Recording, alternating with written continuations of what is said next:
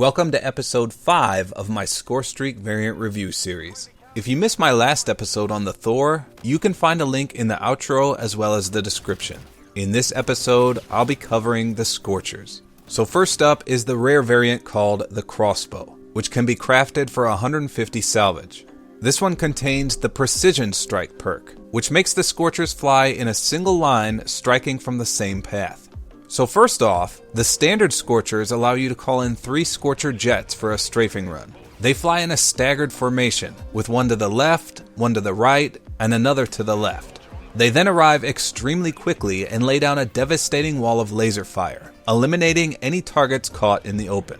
Now, given the fact that the jets are staggered, this essentially allows more area to be covered. So I'll be honest here. I've racked my brain trying to come up with a use for the Crossbow variant, but I can't seem to find any.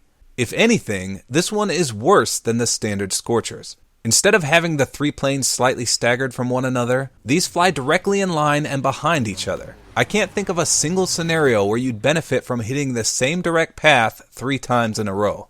At least with the standard Scorchers, the blast effect is a bit wider since the planes don't fly directly in a row. And there's no counter to the Scorchers, so the first plane is obviously going to kill anyone in its path. So what good are the 2 follow-up planes flying in the same manner? If anyone can see a benefit to this variant, please let me know in the comments. Everything about it is equal to or worse than the standard Scorchers, so I can't see anything positive about this. Next up is the legendary variant called the Pulsar, which can be crafted for 300 salvage. This one contains the Charged perk, which gives it increased movement speed but requires a higher Scorestreak cost. So first off, the normal Scorchers cost 800 points. This variant is increased by 75 for a total of 875 points. The formation of these Scorchers is identical to the standard version, which means they fly in that staggered pattern. Now, to see how much faster this variant is, we need to look at the standard Scorchers again. I timed from right when the enemy calls it in until the frame right before I die to the blast, and it takes 3.6 seconds. Now with the Pulsar variant, using the same measurement techniques, it's reduced to 3.1 seconds. Now shaving 0.5 seconds off may not seem worth the 75 point increase, but when every second counts for a crucial kill, it can make a world of difference. For example, this clip here. This is the demolition game mode, and my team is up 1-0 and we've got the last bomb site planted with 10 seconds before it blows up. There's a guy on the bomb site actively defusing it, and I call in the Pulsar Scorchers. That 0.5 second time frame won us the game.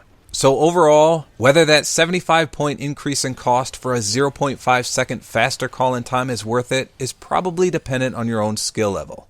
Lastly, we have the epic variant called the Hydra, which can be crafted for 450 salvage. This one contains the Split Strike perk, which allows you to manually choose the strike paths for each plane. Now this one has a clear positive and a clear negative. First of all though, it should be noted that the score to earn is identical to the standard Scorchers at 800. The positive here is that you can essentially lock down 3 lanes of the map with a single Scorestreak, and this can be immensely helpful, and even more so in an objective-based game mode. On smaller maps such as Genesis, you can cover the entire map with a single Hydra call-in, and the odds of you getting a kill with this variant are vastly superior to that of any other Scorchers available. Now with that said, the drawback is also fairly evident, and in this case, it's the time. In order to position all 3 planes, you're going to be sitting idle for double or even triple the amount of time you normally would be. Directing and positioning the 3 planes can take anywhere from 5 to 15 seconds, depending on if you already know where you want them to strike. Not only this, but they enter the map at different times, which can have huge consequences. The first strike you enter comes first, then the second, and then the third. So let's say you have multiple enemies on each path you selected. By the time that 3rd plane enters the map, the enemies will likely have flown the coop. So while you may have killed someone with the first plane strike, the 2nd and 3rd have a higher chance of missing. This could also potentially be a double-edged sword, as more enemies may also enter your line of destruction as well.